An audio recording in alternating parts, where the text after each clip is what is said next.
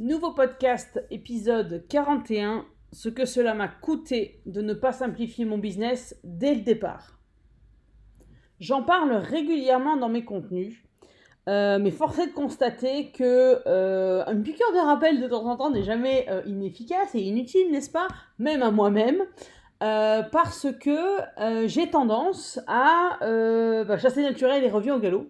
Donc j'ai tendance à recomplexifier, à resurcharger mon emploi du temps, à recomplexifier mes process, parce que le quotidien fait qu'on oublie ce pourquoi on a monté sa boîte, on oublie nos bonnes intentions, hein, c'est un peu comme le début d'année, avec le quotidien, on oublie un petit peu ce qu'on veut faire, ce qu'on ne veut plus faire justement, parce qu'on se laisse happer par le quotidien en général, avec ce qu'il apporte d'événements, de process, de réflexes désalignés, même ceux qu'on a dit on n'en veut plus. Donc j'avais envie de vous faire ce podcast déjà par rapport à ça. Et l'autre raison pour laquelle j'avais envie de vous faire ce podcast, c'est parce que la semaine dernière, au moment où j'enregistre ce podcast, la semaine d'avant, il y a quelques jours, j'ai fait une formation sur les réseaux sociaux à des entrepreneurs qui sont responsables de magasins. Et la première chose qu'ils m'ont dit concernant la communication, c'est on n'a pas le temps. On n'a pas le temps de communiquer. Si on le fait, c'est sur nos heures c'est sur nos heures personnelles, c'est même pas sur nos heures de travail, c'est en dehors des horaires du magasin évidemment, etc., etc., etc. Et on ne sait pas quoi faire une fois qu'on est sorti du côté, arrivage, réflexion sur information sur la société actualité, on ne sait plus sur quoi communiquer. Et donc ça m'a donné ça m'a rappelé à quel point j'avais monté mon business pour me simplifier la vie et ne pas être obligé de faire les choses quand j'aurai le temps, de ne pas être obligé de faire les choses en dehors de tels ou tels horaires, etc., etc., etc. L'entrepreneuriat, pour moi, c'est autre chose que ça. Alors, je le dis, je le répète régulièrement.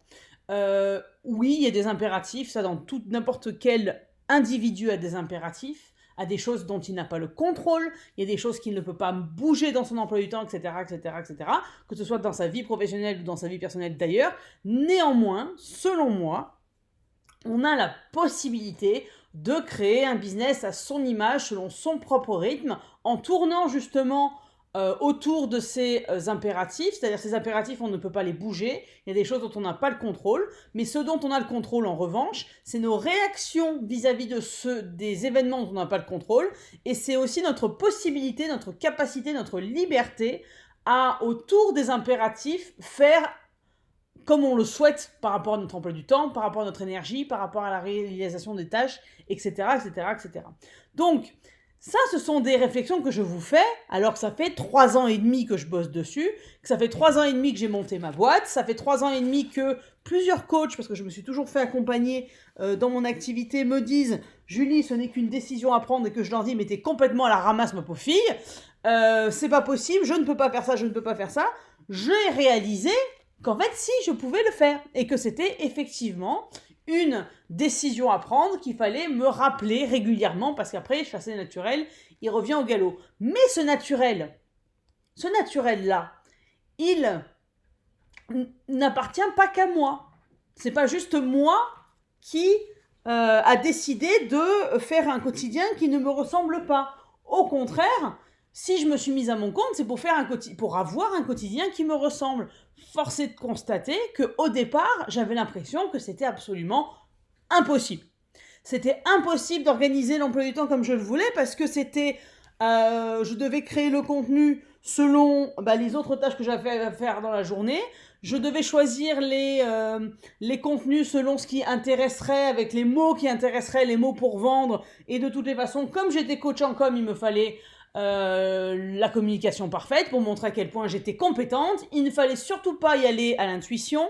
Il fallait absolument que je travaille au moins 10 heures par jour sur mon entreprise. Il fallait absolument que je me mette dans la tête qu'avant les 3 ans d'existence de mon entreprise, je n'étais pas certaine que mon entreprise allait être pérenne, qu'il me fallait tant de temps pour avoir du succès, qu'il me fallait avoir la communauté, la communication parfaite, qu'il me fallait avoir un business qui ressemble à ce qu'on m'avait appris, que ce soit dans mes études, que ce soit avec mes parents qui étaient eux-mêmes patrons, que ce soit de ce que nous dit la société, etc., etc. C'était absolument pas possible de faire à mon compte, de faire à ma sauce. Et si je fais ce podcast, c'est pour vous montrer ce que ça m'a coûté de ne pas simplifier mon business selon mes prérogatives, selon ma personnalité dès le départ. Ben vous voyez cette excitation que j'ai eue pendant les 6 premières minutes de ce podcast, ça m'a épuisé rien que d'en parler.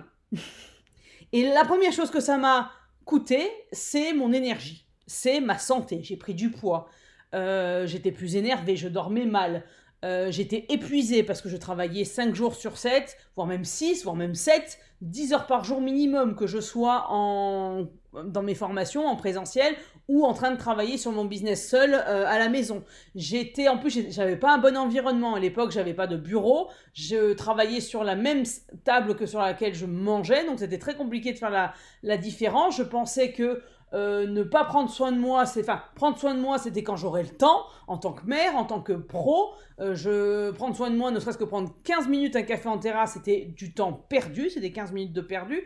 Ça m'a coûté de l'épuisement. Ça m'a coûté aussi du désalignement. Bordel de qu'une nouille, si j'ai monté ma boîte, je le dis et je le répète, c'est pour avoir un business qui me ressemble. Et ce business qui me ressemble, qui dit me ressemble, dit suit mon rythme, ma personnalité, etc., etc., etc. Donc si jamais ça ne me correspond pas, ça ne me parle pas de bosser 10 heures par jour sur mon business, c'est ok. Si ça ne me parlait pas d'utiliser telle ou telle technique marketing pour agrandir ma communauté et agrandir mon bassin entre guillemets de prospects, c'est ok. Je n'avais pas besoin d'attendre les 3 ans pour que mon entreprise fonctionne. Je n'avais pas besoin de dire oui à n'importe quelle mission qu'on me proposait. Je n'avais pas besoin de convaincre mes clients que ce que j'apportais avait de la valeur. Je n'avais pas besoin de convaincre qui que ce soit d'ailleurs que mon business avait de la valeur, même pas moi, je n'avais pas besoin de me convaincre, je le sais ce que je vaux, mais j'avais l'impression que ça dépendait pas de moi, que je n'avais pas le stylo pour signer, ce qui est toujours le cas, mais que du coup, parce que je n'avais pas le stylo pour signer, je devais suivre ce que pensaient les autres, je devais suivre tous les conseils qu'on me donnait, même ceux qui ne me parlaient pas, je devais convaincre les clients de signer avec moi, etc., etc., etc. Il fallait surtout pas que je me ferme de porte. Donc ce que ça m'a coûté, comme je disais à l'instant, c'est du désalignement parce que ce n'était absolument pas aligné, c'est le cas de le dire, avec qui je suis quelqu'un d'intuitif, qui suis quelqu'un de spontané, de passionné, qui ne marche au feeling, que ce soit dans sa vie personnelle ou professionnelle. J'étais complètement en dehors de ça. J'ai essayé de me mettre des barrières en termes d'emploi du temps en disant voilà, tu fais ça de telle heure à telle heure, ça de telle heure à telle heure. Mais il y a des fois où ça me parle pas de parler d'avoir ces horaires-là. Ça me parlait pas, mais pourtant, voilà, tout le monde le fait, il fallait que je le fasse. On me disait que c'était efficace, ça me permettait de ne pas être perturbée ou en tout cas distraite par d'autres choses. Donc du coup, je me bloquais des temps alors que je suis plutôt team intuition. J'avais l'impression que si jamais je travaillais pas 10 heures par jour, je perdais du temps. Pas du tout. Le temps que vous avez passé dans votre business n'est pas proportionnel au résultat. Il est en général d'ailleurs contre-proportionnel. Je dis pas qu'il faut travailler 2 heures par jour sur son business. C'est vraiment tout ce qui est dans le forcing en général ne fonctionne pas. Il fonctionne pas, pourquoi ? Il fonctionne pas parce que vous avez du mal à tenir sur le long terme, parce que ça ne vous parle pas, vous allez vous épuiser. Il ne fonctionne pas parce que quand vous communiquez par exemple avec du forcing, en faisant le forcing sur un réseau social qui ne vous parle pas, sur un format qui ne vous parle pas, en suivant une stratégie qui ne vous parle pas, ça va se sentir dans votre contenu et les gens ne vont pas adhérer et vous n'aurez pas les résultats proportionnels en tout cas à l'effort surhumain que vous aurez déployé à faire ça. Donc le but, encore une fois, quand on est à son compte, c'est vraiment d'avoir un business à son image qui suive son rythme. Et ce que ça m'a coûté de ne pas simplifier mon business dès le départ, c'est ça. C'est l'impression qu'il fallait absolument que je m'épuise pour que ça fonctionne, que l'effort était proportionnel au résultat. Donc plus je mettais d'efforts, plus j'aurais de résultats. Le fait de ne pas avoir le choix, ne pas avoir le choix de mon emploi du temps, ne pas avoir le choix de ce que je pouvais faire dans des actions à mettre en place dans ma boîte, non. Donc ce que ça m'a coûté également, c'est de la confiance en moi. Parce que comme je n'avais pas de résultats, et que j'essayais tout ce qui était possible et imaginable pour que ça fonctionne, et que je m'en épuisais, j'ai dit putain, je suis épuisée, ça fonctionne pas, mais bordel, qu'est-ce qu'il faut que je fasse, quoi? Et ben justement, ce qu'il faut que tu fasses, ma fille, c'est d'arrêter ces programmations à la con qui te disent qu'il faut, et de revenir en arrière et de faire l'inverse, c'est-à-dire de faire en sorte que tes actions soient alignées à toi pour qu'à la fois tu gagnes en énergie, que tu gagnes en temps, que ce soit enthousiasmant, que tu aies du plaisir au quotidien dans ta boîte, que tu fasses ce pourquoi tu as monté ta boîte, ce pourquoi tu t'es mis à ton compte, ce pourquoi tu veux que tu as besoin et que tu veux que ton business fonctionne, ce que tu vas apporter à tes clients, ce que tu vas apporter à ta famille, ce que tu vas apporter à toi. Et c'est comme ça que ça fonctionnera. Et c'est comme ça que ça fonctionnera quand tu auras arrêté de faire ce que les autres te disent que c'est bien de faire, quand tu auras arrêté de faire ce que la société t'a dit qu'il fallait pas faire ou fallait faire, ce que tu vois des autres, voilà, ils font telle stratégie, ça fonctionne, c'est que moi, si je la fais, je vais avoir le même résultat, et si jamais je n'ai pas le même résultat que les autres, c'est moi le problème. Non, c'est que ce sont des stratégies qui, au départ, ne me plaisent pas, et donc ça ne fonctionne pas. Parce que ça ne me parle pas et que ce feeling qui est tant important pour moi, cette liberté de choix qui est tellement important pour moi, n'est pas là. Donc qu'est-ce que ça m'a coûté aussi de ne pas mettre de simplifier mon business dès le départ? Ça m'a coûté du temps pour moi, du temps pour mes clients, du temps pour mon entourage, du temps pour mes enfants, du temps pour mon conjoint. Je passais tellement de temps à bosser que je ne voyais plus ma fille. Je me souviens à un moment donné, elle ne venait même plus me dire bonjour parce qu'elle pensait que j'allais être dérangée. Elle ne venait même plus me dire ce qui s'était passé pendant sa journée. Elle allait voir mon conjoint, ce qui est très bien, hein, mais elle ne venait plus me voir. Je n'étais plus sa personne de contact. Il n'y avait plus de partage parce que je passais mon temps à bosser, je passais mon temps à la rejeter en disant ma fille, j'ai pas le temps. Et non, quoi. Non. Sincèrement, non. Et l'un des déclics, ça a été aussi la naissance de ma deuxième fille. La fin de j'en parle régulièrement dans mes contenus, mais la fin de grossesse et l'accouchement ont été tellement compliqués médicalement parlant que je me suis dit, c'est plus possible de faire ça, quoi. Tu ne peux plus faire ce que tu as essayé de faire avec la grande pendant que la grande était seule. Maintenant, tu en as deux. Tu as celle-là aussi qui a des difficultés, sont les mêmes que la grande en plus. Donc, il n'est pas question que tu refasses les mêmes erreurs. Tu mérites mieux, tes filles méritent mieux, ton conjoint mérite mieux, ton business mérite mieux, ta vie mérite mieux. On n'est pas là. Moi, ce qui me rend dingue, c'est que beaucoup d'entre nous, je parle pas des entrepreneurs, je parle des êtres humains, on bosse 5 jours pour avoir 2 jours de repos et on bosse toute la semaine pour ne voir en fait que le positif, enfin, n'avoir comme objectif que les prochaines vacances. Moi, je suis désolée, je ne veux pas avoir le spin du dimanche soir, je vais être contente de me lever le matin, je veux faire un truc qui me plaît pour ne plus avoir même l'impression de travailler.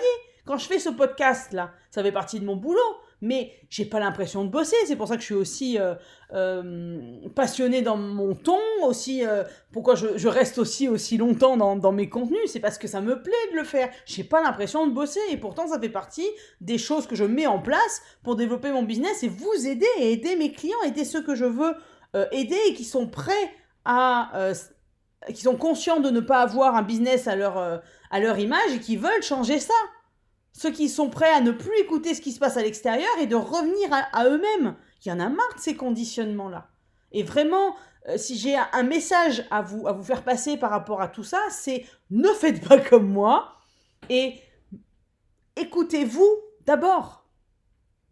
Écoutez-vous d'abord. Parce que si vous écoutez les gens, il y en a qui vont vous soutenir et c'est ceux-là qu'il faut écouter. Mais il y en a plein qui vont vous bloquer. N'oubliez pas qu'on a dit à Einstein que c'était un abruti, et qu'il ne parlerait jamais et que c'était un mec qui n'avait pas d'intelligence, à Walt Disney qui n'avait pas d'imagination, aux Beatles qui ne devraient jamais faire de la musique, à Edison qui n'arriverait jamais à créer l'ampoule incandescente, à Tesla que c'est pas lui qui avait inventé l'électricité. Voilà, à un moment donné, à Starbucks, au mec qui a inventé Starbucks, que personne ne paierait jamais 5 euros un café, 5 dollars, pardon, un café, les gens se trompent. Regardez Patrick Hernandez, on lui disait Born to be Alive, ta chanson c'est pourri, ne la sors pas. Regardez, maintenant ça lui rapporte 1500 euros par jour. À un moment donné, on arrête de faire plaisir aux autres parce que les autres ne vivent pas notre vie.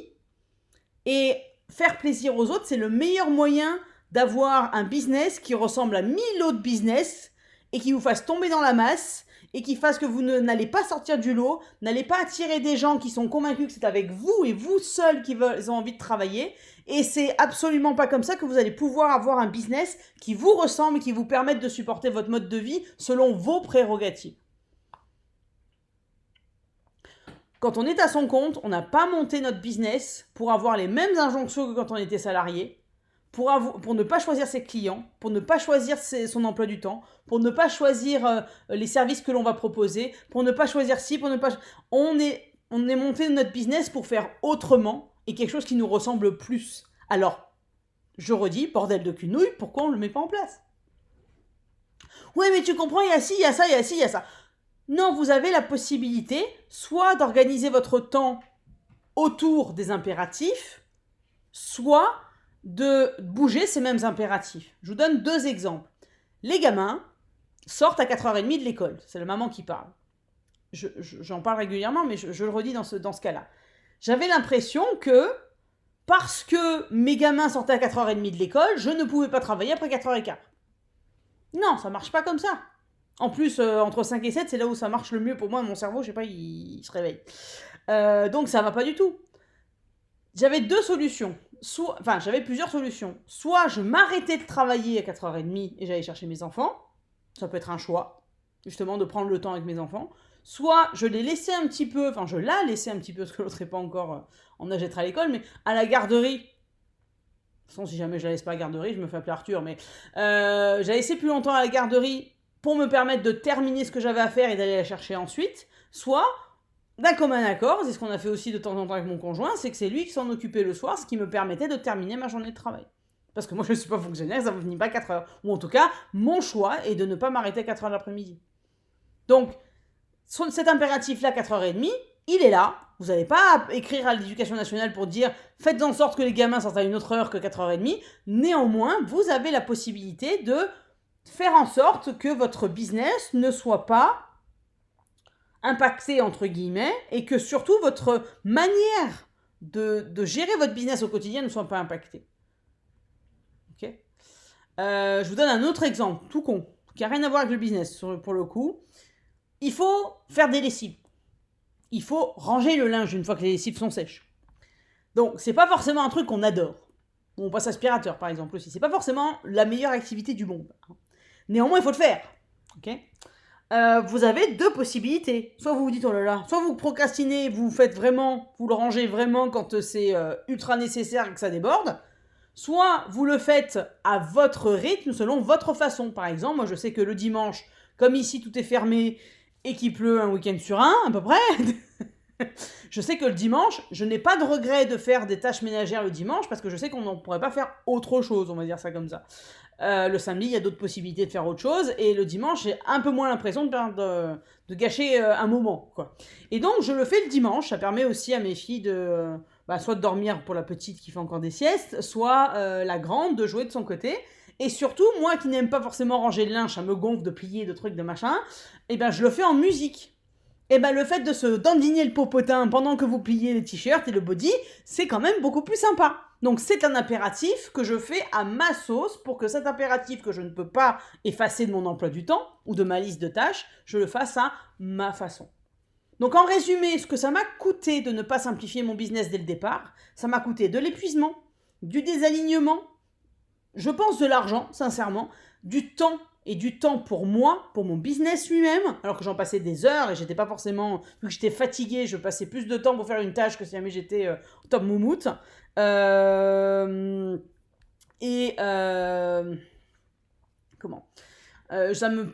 coûtait du temps avec mes enfants, j'avais plus l'énergie, j'avais plus envie d'être avec mes enfants, et ça m'a coûté donc, encore une fois, du temps, de l'énergie, du désalignement, et le fait de ne plus du tout faire ce pourquoi j'avais monté ma boîte. Je me suis retrouvée à refaire les mêmes erreurs qu'en tant que salarié, à avoir les mêmes automatismes, et sans avoir la sécurité d'avoir les sous à la fin du mois. Pour quelqu'un qui a du mal avec la peur du manque et le contrôle, c'est compliqué. Donc, voilà ce que ça m'a coûté de ne pas simplifier mon business dès le départ.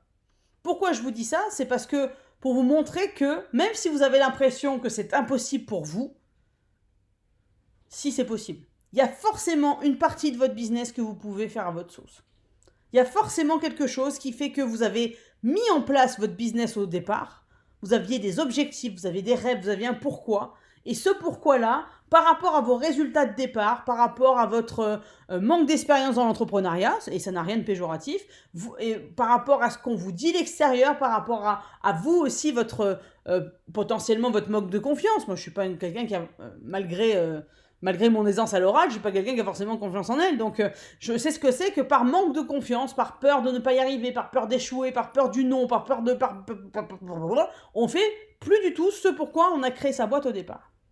Et ce podcast, il est quelque part là pour faire une piqûre de rappel dans « Oh, rappelez-vous ce que vous avez voulu mettre en place dès le départ dans votre business. Regardez pourquoi vous avez mis en place votre business, ce que vous vouliez mettre en place dans votre business, ce vers quoi vous vouliez tendre, comment vous aviez envie de vous sentir au quotidien. Voyez aussi le delta avec ce que vous vivez aujourd'hui et revenez à ce pourquoi de départ, parce que c'est ça qui va vous aider à créer un business simple. Quand je dis simple, c'est selon votre définition de la simplicité et qui vous corresponde.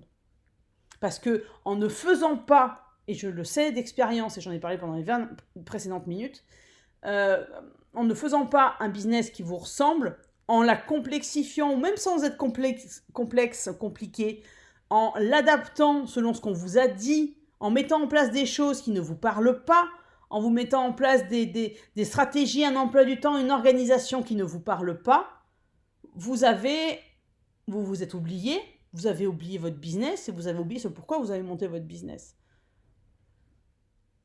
Donc, mon conseil, c'est regarder justement ce que vous vouliez au départ, comment vous vouliez vous sentir, comment vous vous sentez aujourd'hui, et revenez à ce pourquoi d'origine. Parce que c'est ça qui va vous permettre de prendre les bonnes décisions, de passer à l'action et de mettre en place des actions alignées qui vous permettent de vivre de votre activité selon vos propres prérogatives et selon votre personnalité. Parce que si vous ne le faites pas, vous n'aiderez personne. Vous n'aiderez pas vos clients, vous ne vous aiderez pas vous n'aiderez pas votre business, vous n'aiderez pas votre entourage.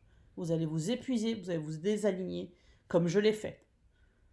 Et aujourd'hui, si jamais je suis sortie de l'accompagnement com pour aider les entrepreneurs à simplifier leur business, pour parler de la com évidemment, mais pas que, c'est parce que je sais que trop, qu'il est facile de se désaligner et d'aller vers des choses qui ne nous plaisent pas, parce qu'on a peur de l'échec, parce qu'il faut qu'on soit toujours dans l'action, parce que.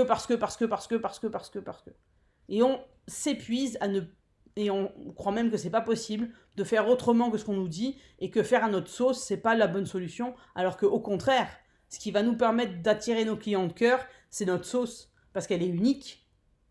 Ce qui va nous permettre de connecter avec nos clients, c'est notre façon de nous exprimer. Ce qui va nous permettre d'avoir des clients, c'est avoir créé des services et des produits qui à la fois nous parlent à nous, mais qui correspondent à ce qu'on veut apporter à nos clients et aux besoins auxquels on apporte une solution.